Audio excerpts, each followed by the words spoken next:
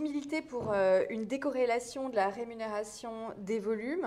Pourquoi est-ce, selon vous, un enjeu aujourd'hui stratégique pour l'officine? Alors c'est un enjeu sur différents plans.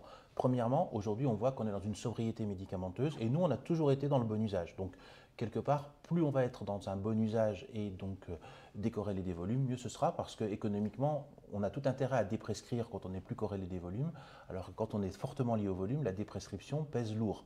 Donc il faut qu'on change ce mode de rémunération-là, aussi pour des raisons écologiques. La planète, on le doit à la planète. L'industrie médicamenteuse est une industrie qui pollue. Donc il va falloir qu'on modifie nos façons de faire pour qu'on colle aussi bien d'un point de vue économique que d'un point de vue écologique à une réalité. Alors, si aucune inflexion n'est opérée aujourd'hui sur la trajectoire actuelle de l'économie, concernant l'économie officinale et concernant la rémunération, redoutez-vous une accélération des fermetures d'officines? Ça, c'est plus qu'évident et c'est pas moi qui le redoute le plus. Enfin, je le redoute beaucoup, mais c'est objectivé par les bilans comptables qui sortent et en particulier pour les plus petites officines. Et moi, ma mission que j'ai, je n'ai qu'une mission en dehors de mon entreprise et ma famille, c'est celle de défendre tous les pharmaciens.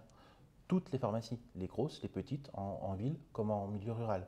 Donc il faut donner un socle pour que toutes ces pharmacies-là puissent vivre de leur travail et pas vivre de perfusion ou de subvention, et uniquement de revaloriser le fondement de leur travail pour qu'elles gagnent leur vie. Si on ne fait pas ça, on va inexorablement vers un appauvrissement du réseau.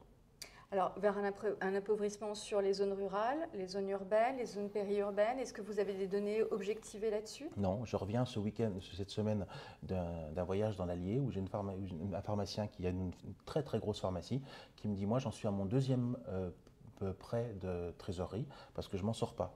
Une grosse pharmacie en milieu urbain, des pharmacies en milieu rural, c'est ça. Et aujourd'hui, ce qui est fait, c'est qu'on a lâché un tapis de bombe au-dessus des officines et mourra celle qui mourra. Mais on n'a rien construit, on n'a rien prévu et en tout cas pas de sauver tout le réseau. Et on se voit bien que le réseau a une importance énorme.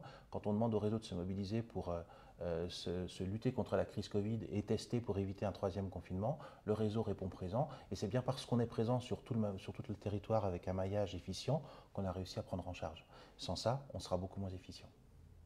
Merci.